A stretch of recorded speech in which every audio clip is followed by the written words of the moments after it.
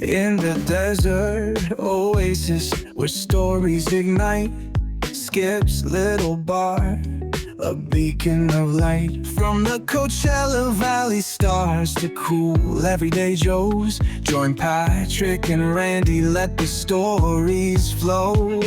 At Big Conversations Little Bar, the magic spreads near and far. Backed by the McCallum Theater's grace, celebrate the voices that shape this place. From the coveted corner booth in a little bar at the center of the Coachella Valley universe, welcome to another Big Conversation with Patrick Evans and Randy Florence, presented by the McCallum Theater. Visit McCallumTheater.org or reach the box office at 760-340-2787. Gentlemen. Thank you, Howard, very much. We are back here at the coveted corner booth. My name is Patrick Evans, and you're listening to Big Conversations Little Bar. And I'm here with my trusty sidekick, the greatest co-host since the invention of podcasts, Mr. Randy Florence. 6 months ago. How are you, Randy? I'm doing good, thank you. Yeah? We're sitting here in an iconic place, Little Bar. It is. And as we record this, we're kind of in festival season. Festival season La Quinta, is in full swing. and it always seems to center around here at some point during that time. I have a sneaking suspicion that all of the headliners show up here. Like, I suspect that Lady Gaga was here a lot. We just didn't know about it. I'm still pretty certain that was Kylie Jenner sitting behind me during last week's episode. Oh, might have been. Yeah. Very, well, look, Skip is Skip. It's Skip Page. Skip is Skip Page. So we are here, and Wells Marvin is our guest today. Welcome. Thanks for doing this. Thank you, Patrick. Obviously, you've been in the Valley, you told me, just 28 years, is that right? Right. So what brought you to the Coachella Valley? Was it strictly an economic play? Like you saw a place that was ripe for development? Basically, I'd been living in the Bay Area in Los Altos Hills, and was developing up in Oregon, where I'd gone to University of Oregon undergrad. So I knew Eugene well, and things were kind of going too well in Eugene. I am always a little bit of a contrarian. When things go really well, I want to, see what the next opportunity is. Actually, where I got the idea to come down here was by watching the Lexus Challenge, which was a senior tour event of the day at the Citrus. And so I was on a rainy afternoon watching that one rainy Sunday afternoon in the Bay Area in Los Altos, and thought, wow, it looks like great weather there. And so I made some contacts. Somebody suggested I call Bruce Blomgren, who was at the time probably still the top realtor in the Valley. And so I came down and met him. He showed me around, and I ended up buying a condo within a few weeks at right behind La Quinta Resort. Now, at that time, I would imagine, and when I got here not too long after you, 23 years ago, there were still a lot of open places and a lot of developable land. Far less so today. Right. What made you pick where you put Old Town La Quinta? What said to you this is kind of the ripe spot? Well, that was a kind of a second step. I really had gotten into the Urban Land Institute and new urban planning, and gone to a lot of the pilgrimages to Seaside, Florida, and to Harbor Town in Memphis and other places like that. And, I wanted to do something that was very urban, either whether it was residential or commercial. And I saw what was then, still is, the village of La Quinta. There was practically nothing there. It was laid out in 1920s when they laid out about 5,000 lots in the Cove, which are, of course, still there. And they laid out 110 acres of commercial. And so that's what planted the seed, but that's not why I came here. I came to develop homes. I built $100 million of homes at the Citrus, at the Greg Norman Course, and then at the Reserve in Indian Wells between 97 and 2004. And those were pretty good growth years here. Right. They turned out to be. We were very fortunate when we started. My vice president of the company moved down first, and then I followed him in the fall of 97. And things were just turning. In fact, we commissioned a study by a company called the Myers Group at that time, and it said there was no market at all, period, for homes over $1 million in La Quinta. And I intuitively didn't think that was right. I went and met with Tom Cullinan, who's still here in the Valley at the Reserve, met him out at Rancho La Quinta, and looked around, and I thought, there was demand for homes of $1 million or more. And we just hit, the timing was, to some degree lucky, and I think we had some skill in it, and we designed some beautiful homes, and it went from there. Well, it really is striking to me that you're sitting in the Bay Area watching sunny La Quinta Right. on your television. Then suddenly, at the same golf course, you actually got to develop and build homes there. I did. That was just very fortunate coincidences. I happened to meet Larry Lichleiter, who was the L in KSL. Unfortunately, he passed away about 13 years ago, and got to know him. He became one of my best friends and mentors, and I was able to buy land from KSL and develop homes on the same course. And then I ended up the next year played in the Lexus Challenge with Gary Player and Johnny Miller and some other people. Oh my gosh! Yeah, so it was kind of a full circle moment there. Oh, I got to dig in on that. Johnny Miller was notably a character. So what was it like playing golf with him? He was fantastic. He had the reputation of not being that friendly, and not, he hadn't putted well. I think he'd gotten off the tour because he was having trouble putting. He played incredibly well that day. He was fantastic. Gary Player took me on as a project. Probably at that time I was a 27 handicap. If I was anything, I was pretty much kind of a new golfer, having just joined the Citrus. But Gary Player, coached me around 9 holes, which was nerve-wracking. I was going to say as heck to have him. Yeah, that's crazy. But how did it help your game? It probably following through. He was big on kind of walking through the ball as you hit it, and that probably was one thing that stuck with me. But he was very intense. I can only imagine. And still in unbelievable shape. Yes. Yeah. Yes, absolutely. I've had a chance to meet him. But that's the kind of thing that really doesn't happen very many places. This valley is one of the few places where that kind of experience gets to happen to folks. Yeah, and later I was able to play in 2005. I played in the Bob Hope. And I had a great pairing with Drew Brees and Marshall Falk. And then I played with Jasper Parnevik, Mike Weir, Corey Pavin. Oh, my goodness. And then Those are some names. Yeah, and then on the Saturday I played with Justin Leonard. And he shot 8 under that day, I think 9 birdies, 1 bogey. And then I walked with Amanda, his wife, the next day. And I said, he's going to win. And he hadn't won for quite a while. He'd won the British Open, obviously, but hadn't won for quite a while. Walked with him at PGA West, and for about 2 weeks after, there had a lot of calls from people like, "What are you doing on national TV playing golf?" Did you play up in the Bay Area? I played some in the Bay Area. I wasn't a member of the club. I have played Los Altos Hills. I played Los Altos Country Club, but I didn't play a lot up there. Great courses. It was sporadic, yeah. You got into the business you're in at a very early age. I did. I read a story where you had a little inheritance money and you got a loan.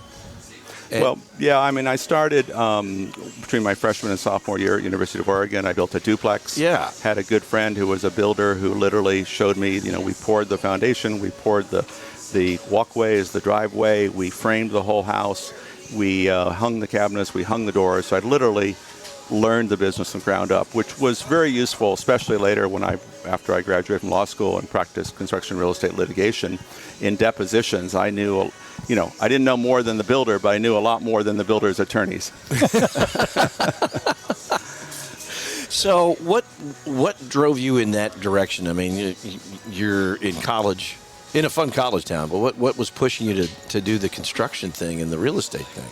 Well, I'd always planned to go into the U.S. Foreign Service. My father was a career diplomat. I was born overseas in Berlin, in the American Army Hospital in Berlin in '57. Before the wall went up. Wow. Was there for 3 years, and we left when I was 3, so I don't really have a lot of memories of it. But so I wanted to be a diplomat and pass the exams. But then at that time, I was building, and I was making really good money. And, as a 20-year-old making $20,000 or $30,000 a year building houses, and in those days was real money. That's real, yeah. Yeah, in the mid '70s, and so I stayed in development, although it was rough because when Volcker put up interest rates in '79 to 19-20%, prime was at 20 or 21. And I remember, I tell younger people this now, that some builders and I would meet every Wednesday for coffee, 4 or 5 of us, and we'd sit around talking about if interest rates would only come down to 12%, boy, would we sell a lot of houses. And and they didn't come down to that, and we didn't sell a lot of houses. And by '83, I ended up packing up all my belongings in a U-Haul truck and driving to California and moved to Los Gatos. See, I was smart enough to get into the mortgage business when prime was at 21. Yes. But I didn't know. That's just what interest rates were at the time. Yes, exactly. You know, when you look now at current economics, and I think people are still pretty vociferously complaining about 6 and 7% interest rates, and I get that. I mean, we locked in at, I think, 3 1/4 or 3, something like that, when those rates were ridiculous. And I was mad because we missed the 2.75. I mean, did you ever imagine that interest rates would drop to those kinds of levels when you were, first looking and No. talk? No. I think if you look at the historical averages on the 5-year, the 10-year treasuries and everything, they're in the 6 to 6.5% range. They may go, certainly they have gone lower. They've gone quite a bit higher. I think business is doable at 6, 7%. I think at 10, 12%, unless you have big inflation, it's just not economic to build things. And in fact, I'm not sure anything is economic to build right now. Yeah, is that right? Especially in California. Well, the costs of construction have gone up so much, the labor rates, the materials, and they're going to go up more for Yes. 2 reasons. One, because of the tariffs, they'll go up, and also because of the fires in L.A., unfortunately. I mean, there's 16,000 new homes, or homes that need to be rebuilt, really, so new homes that need to be built in that area. And that's going to just suck up all the labor in California and all the materials. And, of course, we need a lot more other housing, too. Well, I've heard sort of secondhand stories that projects out here, like the builders who are working in Cotino now, are focusing on going back over to the Palisades. Like, there's just not enough builders and workers to go around, and that's going to be a giant project to rebuild those portions of L.A. I'm not actively building anything in the valley right now, but I, of course, still have a lot of friends that are in the business, and that's what I'm hearing is people are adding on, 20% to what their cost might have been, last fall to what they think it's going to be going forward. Now, I want your insight on this. When you look at the swath of L.A. that burned, particularly in the Palisades, that was a pretty old neighborhood. Mm-hmm. They can never build it back to the standards where it was before. I mean, all the regulations, all the rules, all the zoning. I mean, all of that has changed to a degree. Well, I'm no expert on this subject, and you say that they're pretty old houses. Well, in Greece they wouldn't be considered old houses. I can tell you that much. True. That is considered true. quite new houses, but yes, a lot of them I think were built in the 40s and 50s. And yes, the standards have definitely changed. The seismic standards, the reinforcing they need, the energy standards they have to meet, Title 24. But they'll be allowed, as I understand it, to not comply with the current zoning or setbacks. If there's now let's say a 10-foot setback from the side yard, if they had 5 feet, they're going to allow them to build back to the same. Back on the footprint. That's what I understand from just from what I mean, I can't imagine them not doing that, because that would be so prohibitive. Right. For the rebuilding. Right, but the cost will be, exponentially more, and a lot of the people were not fully insured, and so I don't know. I mean, now apparently a lot of people are starting to sell lots. Yes. But do you want to buy a lot in an area where you're going to, if you build a house and finish it in the next 18 months or 2 years, you're going to be one of the few houses around while there's kind of all this basically kind of a war zone around you. Yeah. Anecdotally, we've been hearing about a lot of those people coming here and buying and building here. Yeah, I've heard of some renting. I haven't really, maybe a few here and there have been buying, apparently, because a lot of people, of course, there's still people in this country that have to go to work each day, and so they need to stay near their jobs in LA, and some of them can work remotely, but probably only temporarily. So I'm not sure that's going to be a big push out here, despite what some of the realtors might want to tell you. Well, when I was running the chamber, we were pushing that. Yeah. Work from home and come to the desert. Yes. Well, there was a lot of that during, I mean, COVID did see a big, outflow from the big cities, LA, San Francisco, to the Coachella Valley and other places. Landers. Well, I think the whole valley is, really gotten to critical mass, and we can talk a little bit more about this, but, it's hard to put your finger on when it happened. Coming here and in 97. I mean, in the summer, you could drive down 111. Most of the restaurants were closed. There was happy hour at Palomino, and there was happy hour everywhere, but not everywhere, but most of the places were closed, but a few places were open, Cliff House and things like that.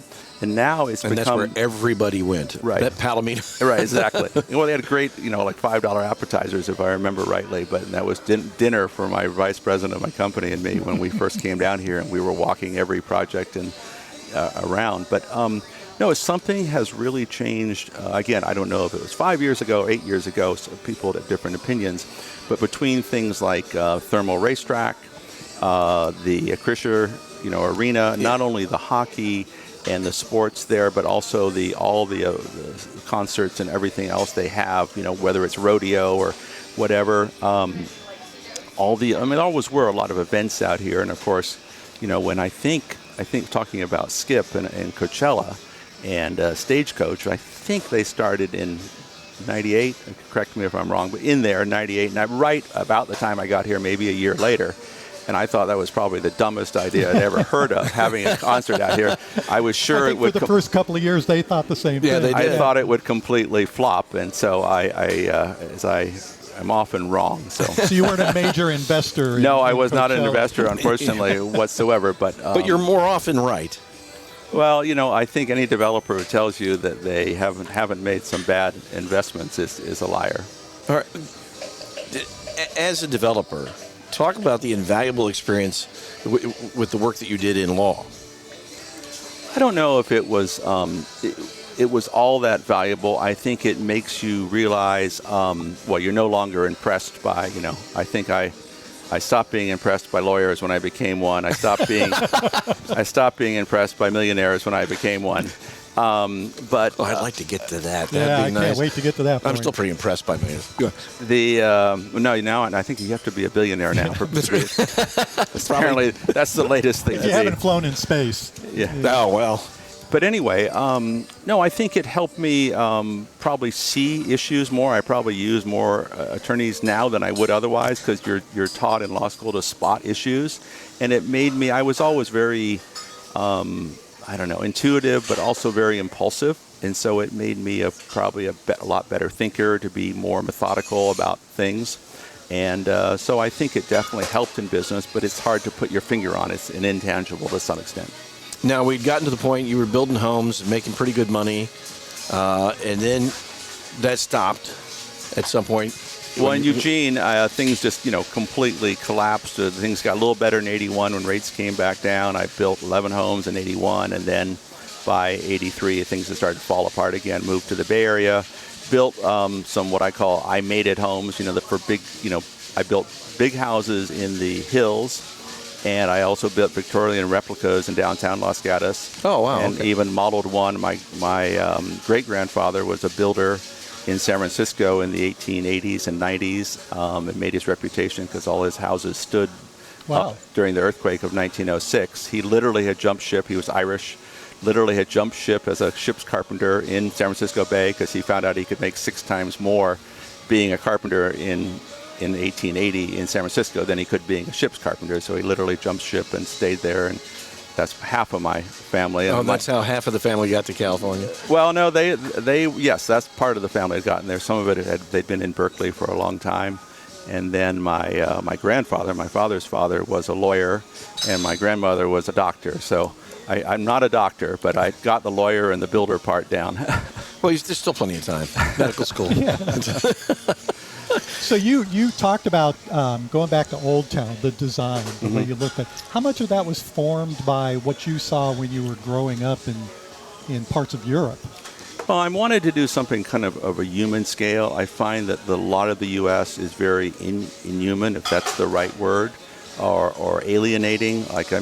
Generally shopping centers and big malls and big high-rise buildings are not very warm and cuddly. They're not communities. They're not very communities. And, I've spent not only time living in Europe, but also traveling in Europe a lot.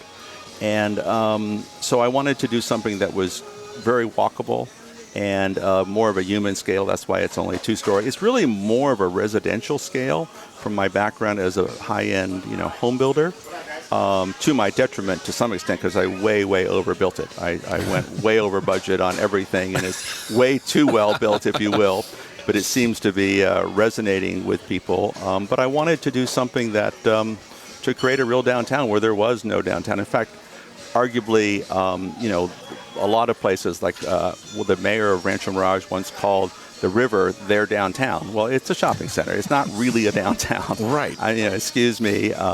El Paseo is nice, but I think it's too wide. It's hard to go. So I wanted to have it so you could walk down one side of the street, and if you see something you like, you could easily cross the street, and people aren't rushing by in 4 lanes of traffic. So yeah, we tried to make it a human scale, and it's become the heart and soul of La Quinta, and it's literally the main street. There's another story there, but. And we're going to get to that story. We're going to take a quick break to hear from our presenting sponsor, the McCallum Theater. Don't forget, the season gets longer and longer. They're adding shows even as we speak. Check out McCallumtheater.org, and let's hear from them right now. The McCallum Theater's 2025 season is on sale now. The world's top artists from jazz, pop, classical, and comedy to the best of Broadway, only at the Valley's favorite place for great entertainment. Tickets are on sale now at the McCallum Theater's box office, by phone, or online at McCallumtheater.org. Tickets sell quickly, so order yours today. It's an exciting season only at the McCallum. Your entertainment, your theater, the McCallum Theater. You learn important things in commercial breaks. You do. So you were on the board of the McCallum with President Ford. I was. So that yes. goes back a few years. Yeah, that was in the 2001, 2000 to 2005, something like that. I remember I was head of the facilities committee because of my background in construction and in construction litigation. And I remember we had a presentation about some improvements we were going to do one day, and I had to give the presentation. And after some other questions from other board members, President Ford leaned forward and he said, "Wells, I have a few questions." And, "Yes, Mr. President." And that makes your heart kind of stop for a minute when you're facing a former president and he's asking you questions, but he asked excellent questions. He was always had the best questions of anybody on the board, and was always totally engaged and totally supportive of McCallum. And I know he's much missed by McCallum. Oh, absolutely. It must be pretty nice from going back then to see what that theater means to this community now. Well, I think it has, since it was built. It means a lot. I still have a picture of him and me on my desk that was taken up at Bighorn during an event where my job was to escort him up to other people that were there for the event and introduce them, etc. And a lot of people come in and say, is that your dad? And I actually don't have a picture of my dad on my desk. I should, but I say, no, just look more carefully. All right, we were talking about Old Town and how you designed it to be more human, more habitable, more walkable, and you draw on that. You grew up in Europe, and talk a little bit about it. Your dad was in the Foreign Service. He was a diplomat. He was career diplomat. And so you spent most of your youth. Not most of my youth. I also lived in Bethesda, Maryland when my father was, back at the State Department and had various jobs there. My mother was a war bride from England. My father had been a captain in the Army Air Corps and went into Omaha Beach on the 11th day. Wow. After, not under fire or anything, to be clear. But, and so, I'd obviously visited England a lot too, where things are, again, more of a human scale, more of a residential scale. That even the commercial is mostly more of a, residential scale. It's interesting, I think. We build things so differently in the United States because we separate out, and I guess we zone it a lot this way, that there's commercial and there's residential, so you don't get a lot of mixed use. There's more and more of it. But, Europe is universally, you kind of live, work, shop, all in kind of similar areas. Yeah, I don't know where the U.S. lost its way on architecture and urban design, somewhere in the maybe post-World War II. And they felt like they had to separate. The industrial areas were in one area, or even the warehouses, and then the downtowns were another area. The houses or housing was in a different area, so everybody has to commute between. So we had to build all these massive roads and freeways, and people waste a huge amount of time on the freeway. I mean, you just have to look at, Temecula, the number of people that commute from Temecula to North County, San Diego, or even San Diego each day, because they want to live, it's less expensive, and they want to have the kind of the countryside. but there's very little industry around Temecula. Yeah, there's nothing. No Well, you look offices. at It's the- all horse country there, I guess. Well, yeah. And the Bay Area, they were all, I mean, they got to some point where people were working in Silicon Valley, but buying homes in Los Banos, because that's where they had to go to be A able lot to of them afford it. also, it used to be that San Francisco, everybody would commute in the 60s into the city, and it became a reverse commute because all the people who worked in high tech wanted to live in the city and be, more gentrified in the city, and you still see the buses coming out of the city every morning down to Silicon Valley. Yeah, the growth up there has been insane, and talk about exponential cost going up. Yeah. That's crazy. It's super expensive. This is, I think, the Coachella Valley is probably one of the nicest places left in California, which is still affordable. Now, I know it's still not affordable for some people, but it's much more affordable than a lot of places in California because, maybe Los Banos or maybe Fresno or Bakersfield is maybe less expensive than here. I don't know if it is. But then you're living in Bakersfield. I wouldn't want, yeah, exactly. I wouldn't want to live in those places. So it's, and it's really a diversity of not only incomes, but housing here. I mean, you literally have everything from single wide trailers to things at the Vintage or Bighorn or Madison Club. Now, you built very high-end homes when you came here in some really wonderful communities. Well, by today's standards, they probably wouldn't be super high end, but they were $1 million to $2.5 million, yes, and now they're maybe $2 million to $4 million. But what's the high end in the valley these days? I mean, I don't know. Well, I think Cat City. Yeah, certainly not. No. I think they let me move there, so it can't be. The most expensive ones are probably in the anywhere from 16 to 35 million at Madison Club.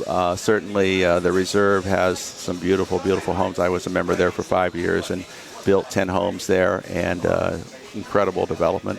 But there's, I guess high end I would say would be 10 to 30 million. Wow. That's the other really cool thing about La Quinta, of course, is you've got all of that. You've got the lower end properties, but everybody's meeting up as a community in Old Town and stuff like that. Right, and so you mentioned there's a story behind why that is Main Street. Well, so I wanted to call it Main. There was no Main Street in La Quinta, and so it was logical if I'm going to build the downtown, I'd want a Main Street. So the story that one of the former city managers told me, who's since passed away, is that the day after the whole thing was approved, that the city council approved Old Town unanimously, that the former mayor, Don Adolph, who had been in Rotary with me, he asked the then city manager, he said, let me understand this. Did we agree to name the street that goes through the middle of Wells's Old Town project Main Street? He goes, yes, you did, Mr. Mayor. Well, now, so is Wells going to own the Main Street of La Quinta? Yes, he is, Mr. Mayor. He said, damn it, Wells got another one over on us. But now you have created, I mean, as you pointed out, there was no downtown in La Quinta, and a lot of our desert cities are like that. And, I mean, I live in Cathedral City, and we have a downtown, but it's it doesn't really exist as a downtown. It's never really gelled. And that's the beauty of Old Town, is that it was done with not one dime of subsidy by the government. They were helpful on approving it and things like that, but not one dime of money was ever put in by the government was put into Old Town. Where Cathedral City, my understanding is, and I could be wrong, as I have been on other things, that the city has put millions and millions and millions of dollars into developing a downtown in Cathedral City, and whether it was badly planned or ill-conceived or not well executed, I'll leave it to other people to decide. But it just seems to me, driving through there, even going to the IMAX, years ago and all that, that it's never really gotten that pedestrian element that you need for a real downtown. Well, I mean, I think one of the big issues is, you have this development on Highway 111, and there's some really wonderful, I mean, they're terrific. There's some great restaurants, and now CV Rep, the Mary Pickford, all of those are great traction. But then directly across the street, you have a lot of unused or just kind of odd I don't want to say terrible because I live in the city, but it's not great on that south side of 111. But if you look at any number of downtowns, you can only keep that energy going so long. If you look at Pasadena, the downtown, you can't, there's Colorado Boulevard and stuff, but, it goes for 3 or 4 blocks, but it's hard to go for 8 or 12 blocks. Right. You've got to concentrate the energy. I looked, I think 10 years ago, the mayor and the planning director invited me down to Indio and to look at, could I do something like in Indio, like I'd done at Old Town La Quinta? And it was just, I felt too disjointed. They owned a lot of parcels of land, but the way it was laid out and the way the parcels were in the existing buildings, now they're doing a lot right now, and I think they're trying hard, and there will be the right time. But it's unique, and that's the thing about Old Town is I was able to buy 6 acres that had been assembled by somebody else from little 25-foot wide lots, 50-foot wide lots. So there was 6 acres already assembled because most people can't do that. And the advantage I have over El Paseo is I have a unified ownership. So we can do events like our Art on Main Street. We can do the farmers market every Sunday that we have. We can curate all the tenants. So we don't have, 10 women's shoe stores, or we don't have 10 ice cream stores or whatever, because we purposely pick who we want to have come in. Unfortunately, we have a waiting list of people that want to come in there. And so we don't, we make sure the restaurants have a diversity of offerings, and we have different price ranges. We have really something for everybody. The biggest regret we have is that it looks almost too nice. And some of the locals, we really want to encourage the locals to come down this summer, because sometimes the locals go, it's too nice, it's going to be too expensive. A woman might say, I don't want to go there to get a top because, it's probably everything is $400. Well, we do have a store that has tops that are $400, but we also have stores that have tops that are $20 or $30. No more expensive than anywhere else in the valley. So my wife hasn't found those. Much to your chagrin. The higher one, she's found that. Yes, and my wife the same, but yes. I had my 50th birthday party at Hog's Breath. Wow, you're dating yourself. I know, I'm dating myself. But I think we were born the same year, 57? Correct, yeah. Yes, okay. Well, I'll tell you a story about Hog's Breath, which was partly owned by Clint Eastwood. Right.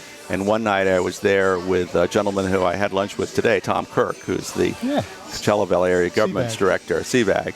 And he was on the city council of La Quinta at the time, and we were having. I was living in France at the time, but came back, and we had dinner about 8:00 one night, and Clint and Dina, his ex-wife, came in because they like to come in late so they wouldn't be bothered, which didn't always work.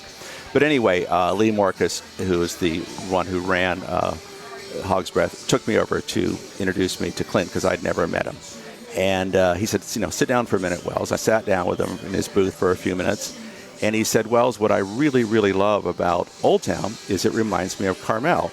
And I said, Mr. Eastwood, or Clint, I forget which I used, but I said, I really appreciate that, not because you're Clint Eastwood, but because you were mayor of Carmel, so you really get it. And that was my intention when I did it, was to create Carmel in the desert. Because when I lived in the Bay Area, I'd often go down there on weekends for either the weekend or just for the day, and just love the whole look and feel of Carmel. It's the most charming place. I mean, Carmel is just it's a little bit of magic. And as you say that, I can see it. But I can see the similarities. But it's magic because it's authentic, and it has even though it doesn't have unified ownership, it has a good mix of tenants and shops, and things are unique. The thing is that when I travel, you go to any shopping center and they all have the same things, most of the same things that are like on El Paseo, and the chain stores, which is fine, but the reason we like people to come to Old Town is if they're flying back to Seattle, they come down for a week or two from Seattle, the stuff they're going to find at Old Town, they're not going to just find on Amazon. They're not going to find in Seattle because it's not a chain. We don't have chains. They're boutiques. And you talk about a unified ownership and how you curate what goes in there. How do you guys control that, and how much control do you have of it? Is it absolute? Well, I'm the one that controls it. I have silent partner investors, but I control it absolutely along with my property manager. We don't have to let anybody in. We've had people approach us, nothing wrong with it, for vape shops and, cell phone stores and all that. And you're like, no. That's fine. And we're just a hard no on that. We, like a vape shop or tattoos, piercings, fine. I mean, there's a need for that. We'd love to have we would have a cannabis store, because that's pretty mainstream. Plus they pay a lot of rent. But the city of La Quinta is, giving away their tax dollars to all the other cities, and all the other cities have mobile delivery and have cannabis stores. So, but the city council won't budge on that. So talk about your relationship with the city council. I mean, obviously you've got approval to do the project, and it has grown beautifully over the years. You exercise control over the tenants and the properties. Tell me a little bit about your relationship with the city right now.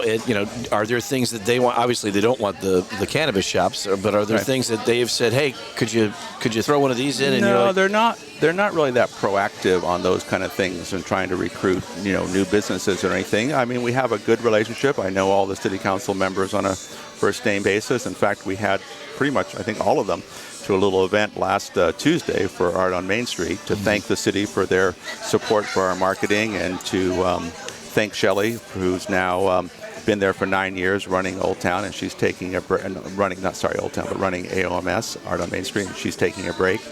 And it was the mayor thanked me. She said it was a lovely lunch, and it was a chance for people to speak and talk about the arts. John McMillan, who's the city manager, I talk to him, meet with him, text him about things when necessary, and he's been very responsive. One thing we'd really like to do is do what they call an entertainment zone in La Quinta. Santa Barbara did that. Did they? Yeah, they created. They took some properties that I think were in a bit of disrepair, and turned one street into, and they call it the entertainment and fun zone. Right, but this is something a little different. This is a new law that was just put in January 1st by the state of California, allowing people to get drinks and then walk around an area, so they don't have to stay behind a fence like they do currently at a restaurant. Something that Palm Springs may want to consider or may not want to consider. It's up to each city. But so each city can pass an ordinance that allows an entertainment zone, to define the boundaries of it. And then we would have to go to ABC and get approval. So somebody could go get a drink at the Grill on Main. They could go get a drink at, the Roadrunner or tequilas or any, stuff, pizza anywhere, and they could walk around. Whether we'd like to see that all the time. Because we're not, we don't have the Hells Angels and 1,000 bikers drinking beer. We have pretty much, we have just regular law-abiding people walking around drinking Chardonnay or whatever. And, and during the art show, we just think it would make for a better experience. And, we'd like to try it. I think it's a great idea. I mean, I'm sure you've spent some time in New Orleans where you can just get a drink anywhere and walk around. And I actually is one major U.S. city I've never been to is New Orleans. Really? Yes, never. Oh. But I'd like to go sometime, but I haven't got around to it yet. That was one of I grew up in Virginia, and we had, when I grew up there was Where in Virginia? Charlottesville, Virginia. Okay, beautiful. Yes, UVA. Yeah. I wanted my daughter to go there, but she went to WashU in St. Louis instead. The architecture school is fantastic at UVA because it was designed by Jefferson himself. Yes. Really? Yeah. Monticello is one of my favorite places, and Jefferson's one of my heroes. Mine too. I was always glad that I went to Mr. Jefferson's University. Yes. My dad taught there for 40 plus years in the engineering school. I'm going back to Fresno City. I'm trying to remember famous alumni. I'm sure Thomas Jefferson thought about Fresno. He did. said the same thing. Fresno. It's the city that answers his own question. he bought the Louisiana Purchase. He was working his way to Fresno. He was, that's right. That's right. If you will, he opened the door. He opened the door. He opened the door to Fresno. Let's put it that way. I heard that Lewis and Clark, they did stop at the mouth of the Columbia River, but then they went down to Fresno to hang out for a couple days. So, based on all of your law knowledge, your construction knowledge, your development knowledge, what's your feeling about what's going on at the Silver Rock project and whether anything's ever going to finalize there? That's a great question. Well, I always say to people, I think forever is a long time. So I suspect that at some point something will happen. My personal opinion is, as much as I was very supportive of it, because it would be very good for Old Town and good for me if you had a Pendry and a Montage Hotel there, and you had those kind of people that are paying $2,000 or $3,000 a night, and or leasing the homes there. They would be definitely customers at Old Town, because people, when they come on vacation, they don't stay at the hotel all the time.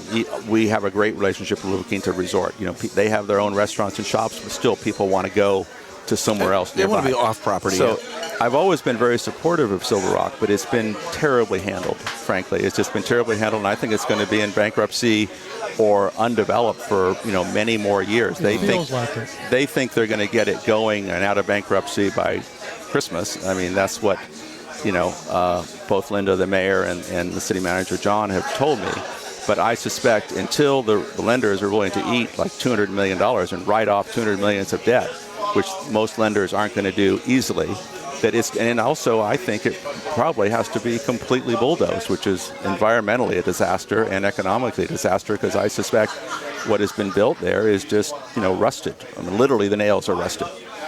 Wow. So I think it's going to have to be bulldozed. I think it was ill-conceived. I don't generally, despite Indian Wells did an amazing job of developing the golf courses there, the Hyatt and the Esmeralda, and it provides. Oliphant had a lot to do with it. And it provides huge, but it provides huge income for Indian Wells. It's their main source of income because they don't really have, they have property taxes, of course, and sales tax, but it provides so much TOT. The TOT rate, trans occupancy, is 12.5% in Indian Wells. Because it's the smallest city. I mean, they're only 5,000 residents. Billionaires. But they have some bucks. Millionaires. But anyway, the city of La Quinta wanted to emulate that, but it's a different time and place. Costs are, you couldn't build, you could give them the land now. You couldn't build the Esmeralda and the Hyatt and make it make sense. I mean, in fact, the Hyatt I believe it went bankrupt at one time. And that was built, I believe, originally by Charlie Passerell and Ray Moore, who former neighbors and friends, and our kids were friends, etc. But and instrumental in putting together one of the greatest tennis tournaments, in the world. Well, they had put it together before that. It started at La Quinta. La Quinta, unfortunately, lost it. Maybe shouldn't have. And Indian Wells, if you will, got them to build the hotel, and originally it moved to the Hyatt. But I think at some point the Hyatt, a lot of hotels here, a lot of projects have gone through bankruptcy or their problems. I mean, the Valley, unfortunately, is fairly cyclical.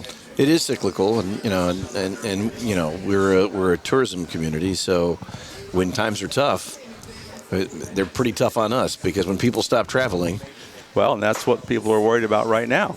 People are going to, stop traveling domestically? Are the Canadians going to stop coming, etc.? So. Well, I think the Canadians already have stopped coming, or they're leaving. It's true. Well, they still can. We've done a couple of stories where the Canadian carriers are 70% down.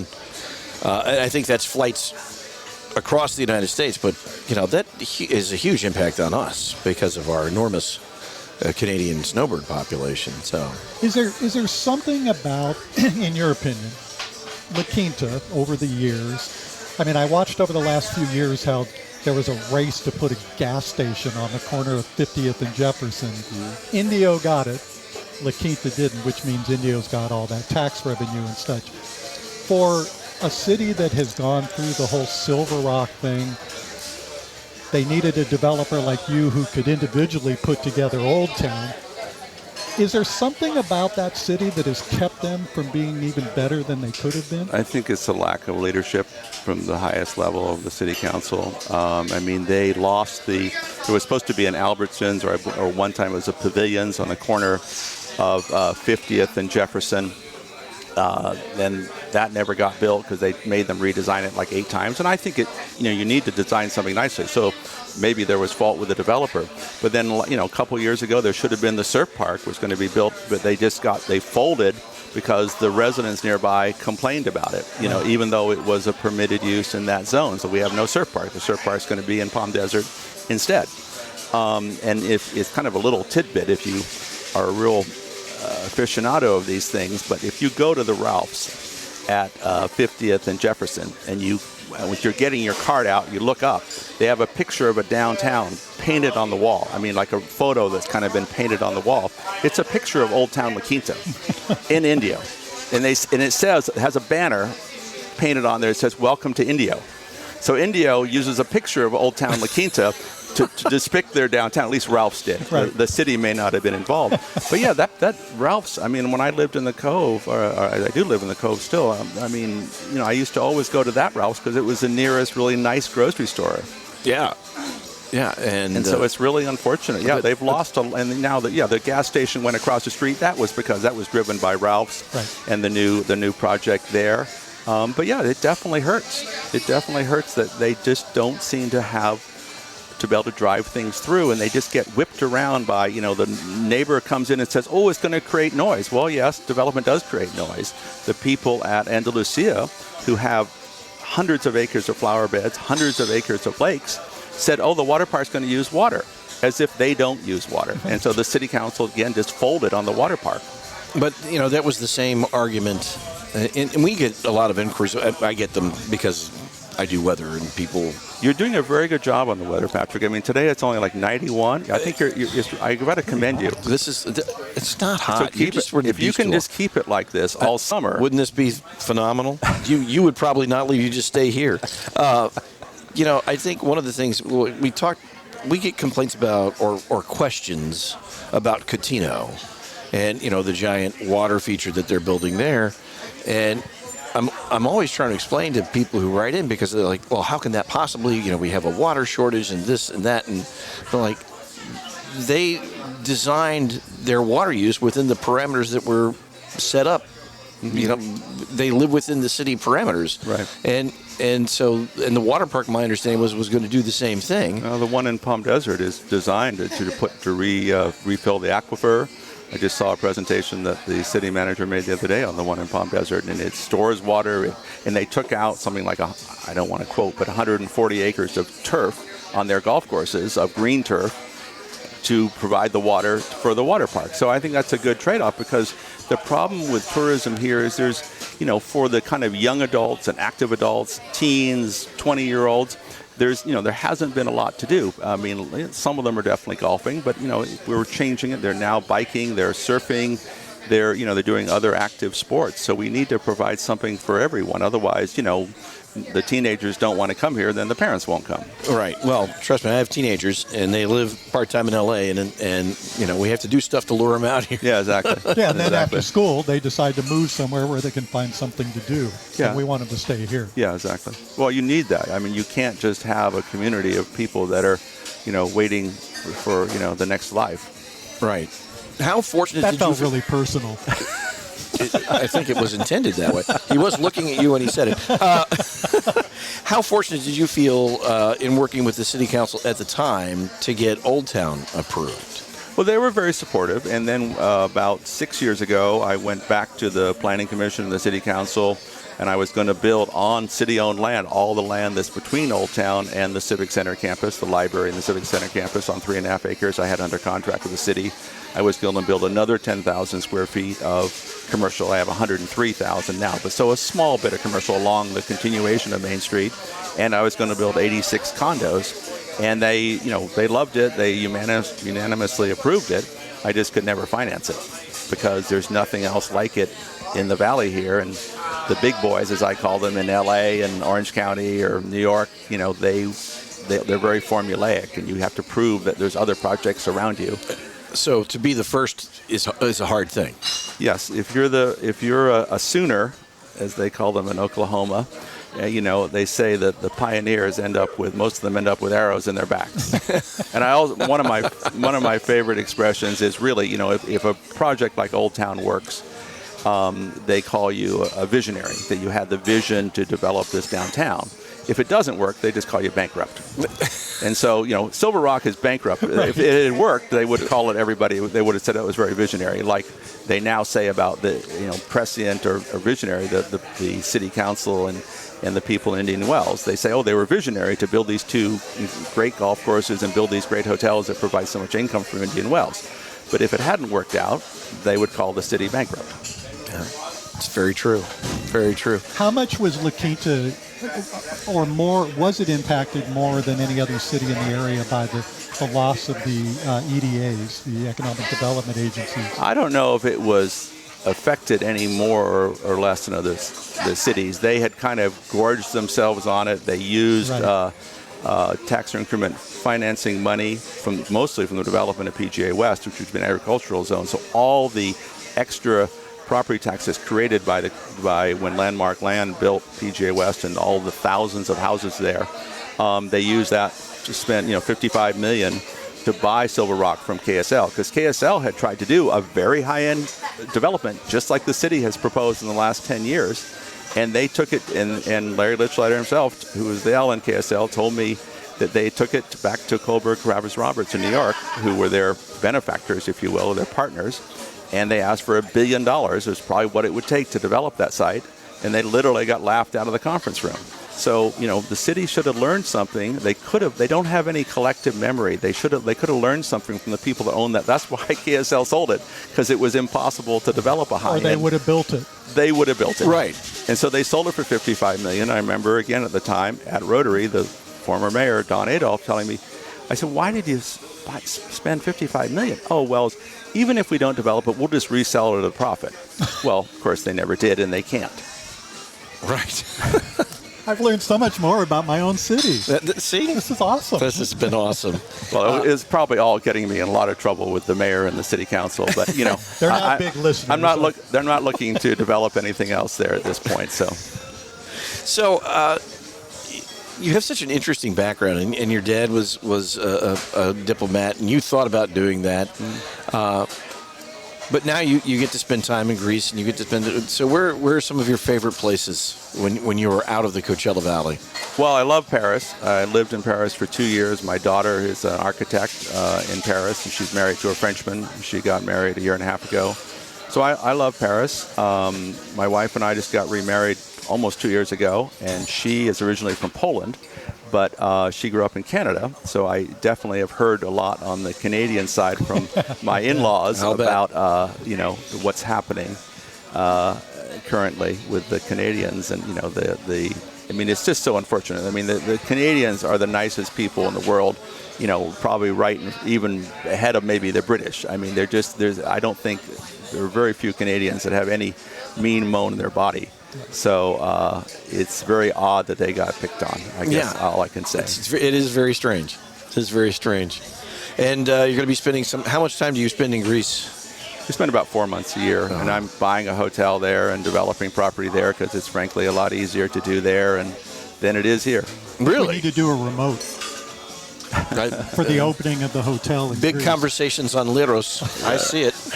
Well, I tried to buy the hotel across from Old Town last month, the Embassy Suites. That didn't work out. I think they're taking it back off the market. In fact, the city was unaware that it was for sale. It had been for sale a couple months. And then I'm now working on trying to buy the Indian Wells Resort Hotel.